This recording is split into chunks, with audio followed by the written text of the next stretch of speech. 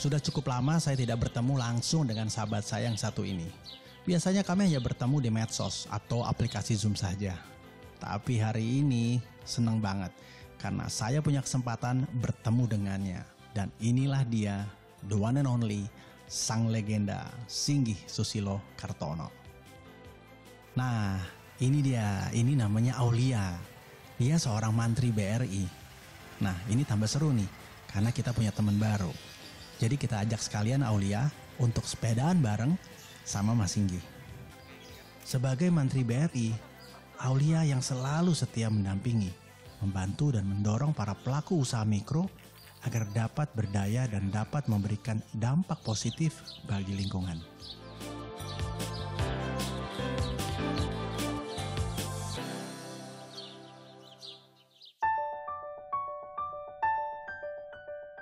Awalnya Singgih Susilo Kartono merasa gemas pada dirinya sendiri. Karena sebagai seorang praktisi desain produk dan melihat langsung di sekitarnya di Desa Kandangan Temanggung, begitu banyak tumbuh bambu yang ia justru tidak bisa lakukan apa-apa meskipun sumber dayanya melimpah. Proses penciptaan sepeda bambu karyanya juga cukup berliku dan berawal dari tahun 2013. Kini Sepedagi adalah produk artisan dengan totalitas craftsmanship yang keren banget. Ketika browsing di internet, saya menemukan sepeda bambu dibuat di negara-negara yang justru nggak punya bambu. Ini menampar sekali karena bambu itu ada di mana-mana ya. Seperti di tempat ini, di sekarang ini ya, di sini itu bambu luar biasa. Sebenarnya bambu material yang paling gampang ditemukan di desa. Dan mulai saat itu kemudian saya mengembangkan sepeda bambu dengan nama Sepedagi, dengan brand Sepedagi dari kata sepeda pagi. Dalam mengembangkan produk ini, menjadi sadar bahwa kita itu karena mungkin terlalu dekat dan terlalu akrab, terlalu sering, jadi kita tuh jadi bosen. Kita tidak bisa melihat keistimewaan dari apa-apa yang ada di sekitar kita. Kita lebih mudah melihat sesuatu yang ada di luar, yang itu kelihatannya lebih keren. Padahal bambu ini kalau kita lihat, ini sesuatu yang sangat luar biasa ya. Jadi ketika kemudian saya mengembangkan sepeda bambu, ini sebenarnya sebuah contoh tentang apa yang kami sebut dengan gerakan yang kami usung di Sepedagi Movement itu adalah revitalisasi desa. Sepeda bambu Sepedagi adalah contoh tentang bagaimana ketika sumber daya desa yang terlupakan itu, sumber daya yang terabaikan itu, sumber daya yang dianggap beban dan masalah itu, ketika kita garap dengan serius, dia bisa menghasilkan sesuatu yang luar biasa. Sepeda bambu yang sekarang ini ada di sini, ini bahan dasarnya ini bambu petung. Ini juga membuktikan sekali lagi bahwa lokalitas itu melahirkan originalitas. Sepeda bambu Sepedagi adalah sepeda bambu pertama di dunia yang menggunakan bambu petung dengan konstruksi bilah tangkup. Nah, konstruksi bilah tangkup pun saya dapatkan dari konstruksi kerangka atap rumah-rumah tradisional yang mereka biasa menggunakan bambu yang dirangkap. Itu juga sebuah kecerdasan lokal karena mereka mengatasi bambu yang tebal di bawah dan tipis di atas yang kemudian ditangkupkan dengan terbalik, dan itu membuatnya ketebalan hampir sama dan menjadi lebih kaku, dan itu sesuatu yang sebenarnya luar biasa. Jadi kegiatan kami Sepedagi ini sebenarnya untuk mencoba memberikan inspirasi kepada masyarakat bahwa desa itu sebenarnya suatu komunitas yang sangat kaya dengan sumber daya, baik itu sumber daya alam maupun sumber daya budaya maupun kehidupan desa itu sendiri. Dan saya sangat meyakini bahwa desa itu masa depan.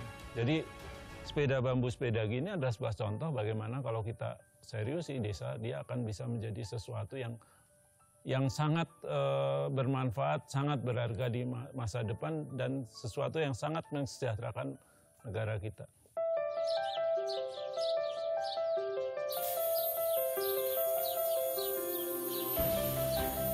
Di daerah sini UMKM ada berapa, Mbak? Tiap desa punya. Ada tiap desa. Terus berkembang selama pandemi kemarin? Menurun ya? Iya, Cuma menurun. mereka bisa survive juga ya, Iya. bagian gitu. Padahal UMKM itu selalu harusnya identik juga dengan desa ya, Mas Singgih ya? Ya, UMKM, desa sebenarnya punya peluang banyak sekali UMKM, dan sebenarnya kalau kita ngomong petani pun itu sebenarnya pengusaha. Iya, betul. Jadi petani itu bukan buruh, petani itu pengusaha. pedagang pengusaha. Jadi saya sering nyebut bahwa desa itu sebenarnya kampung pengusaha, tapi dalam skala yang sangat kecil. Yeah. Dan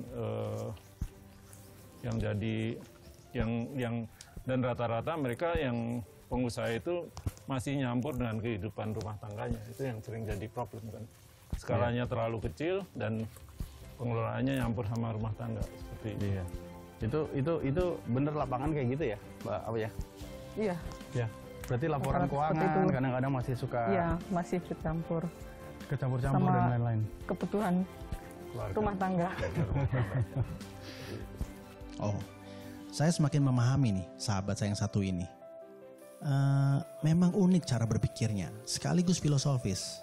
Tapi satu hal yang saya pahami dari momen ini adalah Mas Singgi itu jelas dalam melihat kearifan lokal sebagai pandangan hidup sekaligus pengetahuan untuk menemukan jiwa bagi karyanya. Ada unsur alamiah dan batiniah yang mau ia tempelkan ke dalam sepeda ginya. Jujur ya, saya speechless.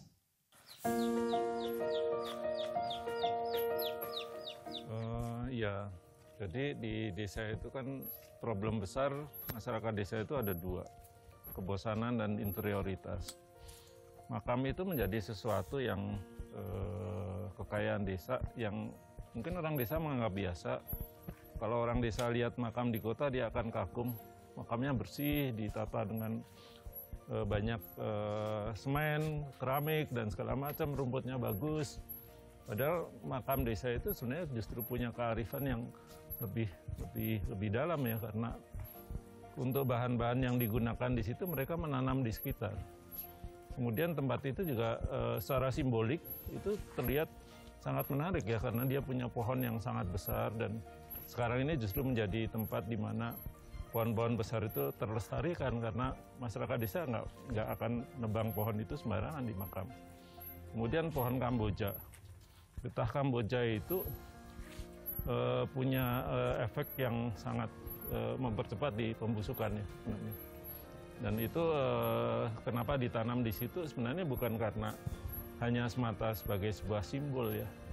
Tapi justru karena kalau menurut saya kemungkinan justru karena fungsinya yang kemudian ditanam di situ, akhirnya karena itu sering kita temukan di makam, kemudian menjadi simbol visual ya seperti itu. Jadi kalau kita lihat tanaman kamboja di desa biasanya di makam. Walaupun sekarang orang desa pun sudah mulai bisa melihat bahwa pohon kamboja itu sebenarnya tanaman yang juga indah dan menarik ya. Dan mereka ditanam di pekarangan rumah dan sebagainya. Baul pasti banyak yang nggak tahu tuh soal tadi tuh ya. Iya, ternyata ada manfaatnya semua yang di makam itu, pohon-pohonnya.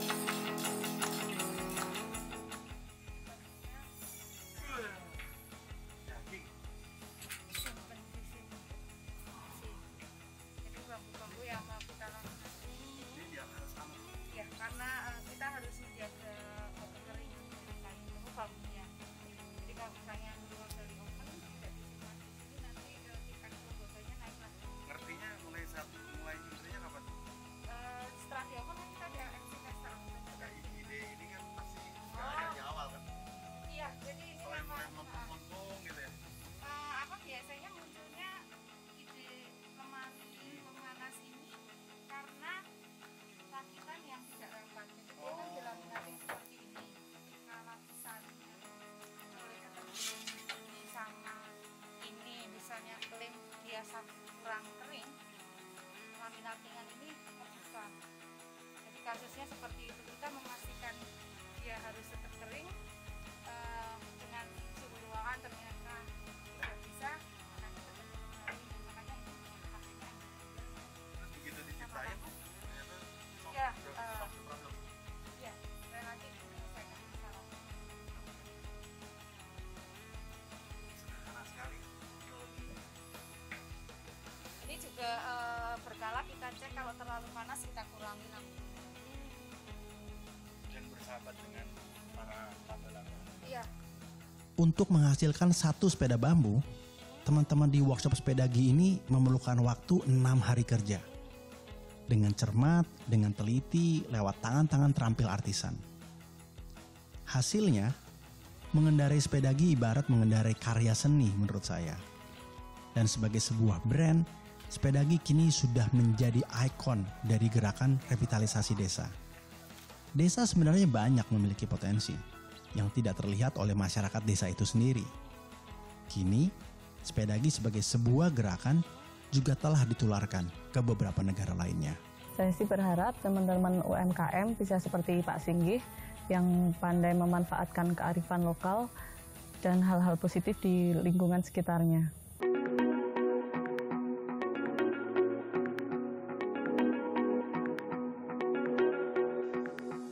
Tidak jauh dari workshop Sepedagi, masih di Temanggung, saya mendapat informasi dari Aulia, Mantri BRI. Ada seorang pelaku UMKM yang rasanya juga sayang untuk tidak saya sambangi.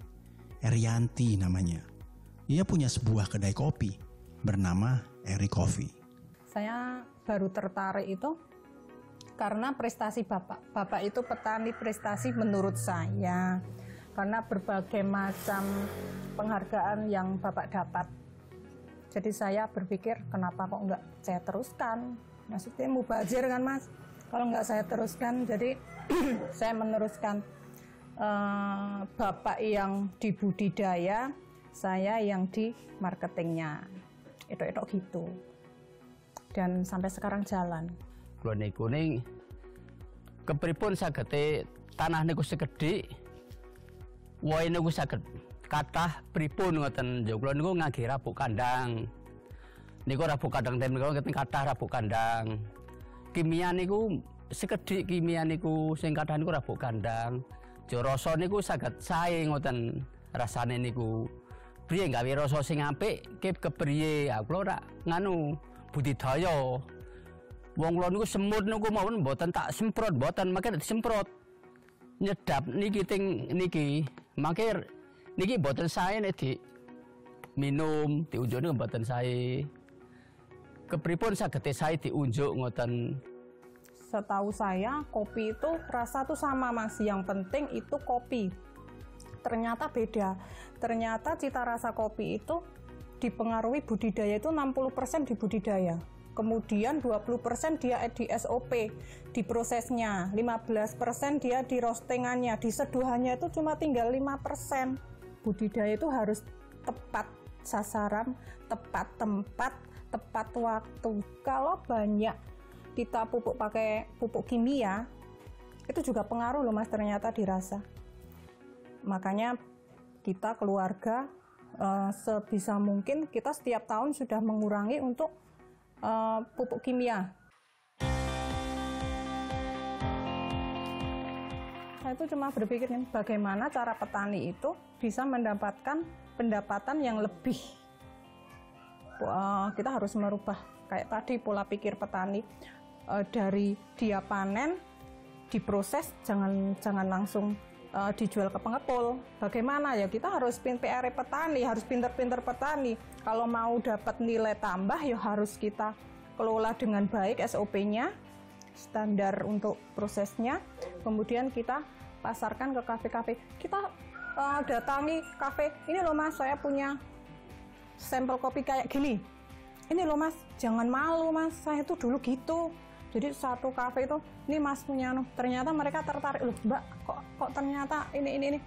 Terus baru sertifikat kejuaraan yang Bapak punya itu saya lampirkan. Saya mikirnya petani itu harus mau sukses ya harus dari diri sendiri, nggak usah orang lain. Karena saya juga menampung petani-petani yang mau jual ke saya Mas. Tapi saya jualnya masuk di kopi asalan grade A.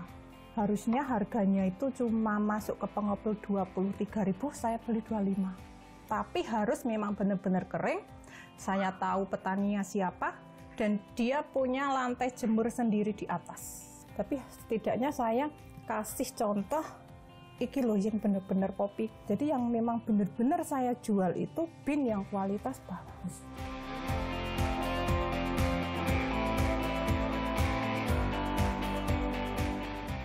Buat kedai itu sebenarnya nggak buat kedai. Dulu itu saya pertama kali cuma buat tongkrongan teman-teman kopi saya, owner-owner kafe sama barista yang datang ke sini pengen ambil bean atau green bean waktu itu.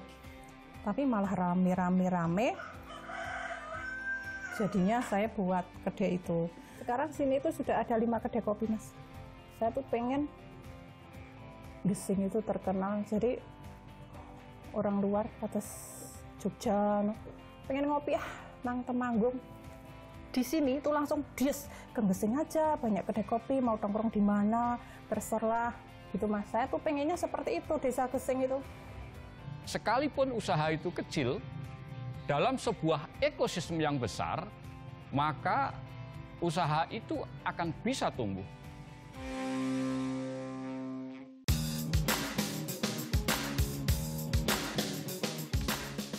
Erianti dengan Eri Coffee-nya sadar betul akan nilai-nilai personal yang dikedepankan sebagai salah satu cara untuk membangun kekasan identitas. Nilai-nilai personal? Iya, karena Erianti begitu menyayangi legasi keluarganya, yakni kopi. Dan nilai-nilai itu ia pupuk sebagai jiwa brandnya. Mbak Eri itu seperti apa jadi karakternya, Mbak? Mbak Eri itu sosok yang mandiri, tegas, dan berprinsip. Kelihatan sih tadi. Ya, kelihatan banget ya Mbak Eri, tegas. Tapi masuk ke transisi pada saat dari jualan mebel ke furniture ke kopi itu susah nggak sih, Mbak? Ya susah, Mas, karena kan masih banyak tanggungan yang harus mereka setor ke saya langsung macet stop, saya langsung alih ke kopi. Jadi sampai sekarang pun masih banyak, tapi udah saya fokus di kopi aja lah gitu. Iya. Jadi penggemar ya, Mbak. Iya. Proses itu gimana ya? Tahu kayak UMKM di sini punya mentalitas seperti Mbak Eri tentu saja nggak mudah juga ya. Ini rata-rata udah pada mandiri sih, Mas. Rata-rata udah mandiri dan meniru Mbak Eri untuk bikin kafe. Oh ya? Ya. Jadi Gesing itu rencana mau jadi kampung kopi, pelopornya Mbak Eri ya, Mbak. Iya. Iya. Lihat deh, beginilah hubungan yang terjalin antara seorang mantri BRI dan pelaku UMKM. Seperti sahabat kan? Wajarlah kalau para mantri BRI itu bisa tahu betul tentang kebutuhan para pelaku UMKM. Ngobrolnya aja sudah dari hati ke hati gitu.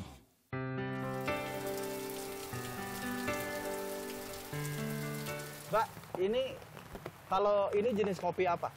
Ini jenis kopi Robusta, Mas, tapi ini dari dari keper. Keper itu tanam dari awal, kebanyakan kan nggak tanam dari awal. Iya. Karena dia pangkas, baru tumbuh utotrop, tumbuh tunas, baru setek. Kalau ini untuk produksi terlalu lama, Mas. Jadi 3 tahun baru bisa produksi. Banyak yang mau nunggu. Iya, banyak yang mau nunggu, tapi kebanyakan kalau daerah sini kan, sini juga ada perkebunan peninggalan Belanda dulu, dan sekarang sudah dikelola sama masyarakat desa sini. Pohon pokoknya itu udah besar, tapi tinggi-tinggi, nyonggol langit gitu, Mas, tinggi-tinggi harus bawa genter atau apa. Tapi sekarang enggak, karena sudah dipangkas berat, dia tumbuh tunas baru di stek. Itu lebih cepat dia berbuah daripada yang dari awal ini. Nah, ini lahannya semua ini kopi semua berarti. Iya, tapi yang belum jadi, ini masih sulam ya. Ini dulu sawah, Mas. Jadi sekarang dikeringkan jadi kebun kopi. Kalau dulu ini sawah. Tapi yang sudah produksi yang sebelah sini sama sih. Itu sampai sana-sana. Ini setengah bulan lagi kita sudah petik merah. Ini semua? Iya, karena buahnya juga sudah mulai menguning kan, tinggal merahnya. Kalau karakter tadi yang kita bicara itu, Mbak Aul, UMKM kopi juga sekarang mindsetnya juga mulai sama dengan Mbak Eri ya? Iya. Perubahannya mulai dilihat itu kapan? Pas panen besok ini. Nah, perubahan-perubahan mereka sudah mulai berpikir seperti Mbak Eri itu mulai kapan? Itu semenjak Mbak Eri 2016 ya, Mbak. Banyak yang sini meniru Mbak Eri. Yang depannya kan juga ada kafe. Rata-rata mau ada beberapa kafe sini sih. Dan Ini beberapa juga lagi mau pengajuan buat mesin roastingnya. Jadi mereka ingin produksi sendiri kopinya. Oh, iya. Kita pelaku usaha itu tidak sendiri, ada kompetitor. Target pasar juga terus berubah. Jika para pelaku usaha itu stuck pada tujuan itu saja, maka sudah dipastikan usaha akan terus menurun. Oleh karena itu, diperlukan kemampuan untuk selalu mendefinisikan ulang tujuan-tujuan dari para pelaku usaha itu. Oh, Pak. ini bapak saya, Pak, Mas. Pak, salam kenal, Pak. Ya. Dia petani kopi dari Awal. 45 tahun yang lalu. Ya. Bapak tuh nggak bisa baca tulis, nggak bisa bahasa Indonesia, tapi bapak itu petani prestasi menurut saya. Gak bisa baca tulis, Ya. tapi ngerti semua tentang dunia Iya. kopi. Nggak ada sarjana, nggak sekolah. Nggak. Ke sekolah. Bahkan banyak kemarin sebelum COVID ada dari Universitas Solo itu 135 mahasiswa plus dosen pada kesini buat studi banding buat budidaya kopi. Sebelum COVID banyak yang klaster kopi juga banyak yang datang. Boleh tanyain Bapak nggak? Nanti jawab pakai bahasa Jawa nggak apa-apa. Boleh. Perasaan Bapak gimana ketika banyak anak-anak muda sekolah belajar Iya. ke sini gitu? Iya. Rasane Pak piye? Okeh tamu-tamu sing dong teka nang nggon dhewe. Perasaane Pak piye? Seneng. Neng apa? Kudine wong tani iki agar sabar, belajar sabar bagus. Ya, seperti Belajar itu. Sabar. Jadi Bapak itu banyak tamu yang datang, Bapak itu semakin semangat dan dia harus sabar Ini semuanya. sabar. Karena tamu juga banyak mahasiswa itu di ladang ada yang cuma dandan di ladang, iya karena Betul, Pak. mahasiswa ada yang cuma dekem di pojokan sampai payungan nggak mau kepanasan, ada yang nggak tahu pohon kopi itu seperti apa mereka itu. Jadi dari itu Bapak harus sabar apa kasih tahu, kasih penjelasan ngomong. Dulu lahan-lahan di sini sebelum jadi kopi seperti apa, Pak? Lahan Belukar, sama belukar. Nah, Jadi sama Bapak itu dulu ditebangi, dibuka kayak semak belukar itu, terus ditanamin kopi dari awal kayak gini. Sekarang sudah untuk pohonnya itu sudah sekitar 40-45 tahunan. Kita cuma misalkan rusak permajaan kemarin. Ini semua adalah tentang bagaimana sebuah brand harus mampu bergerak, mengikuti zaman tanpa harus kehilangan karakter aslinya. Setiap brand punya roh, dan roh itulah yang kemudian hari akan membentuk jiwa yang sesungguhnya. Dua pelaku usaha dari Temanggung, Erianti dan Singgih Susilo Kartono, telah bercerita tentang upaya mereka menjaga jiwa brand mereka dengan cara membangun sebuah storytelling yang lestari. Dan tentunya dengan tetap mengindahkan prinsip kearifan lokal yang muncul dari lingkungan sekitar dan keluarga mereka. Temukan kisah-kisah inspiratif penggiat UMKM yang menjadi garda terdepan penjaga perekonomian bangsa. Bersama para brand aktivis, para penggiat brand lokal, dan para mantri BRI yang punya tugas mulia memberdayakan usaha mikro dalam petualangan brilian di episode selanjutnya.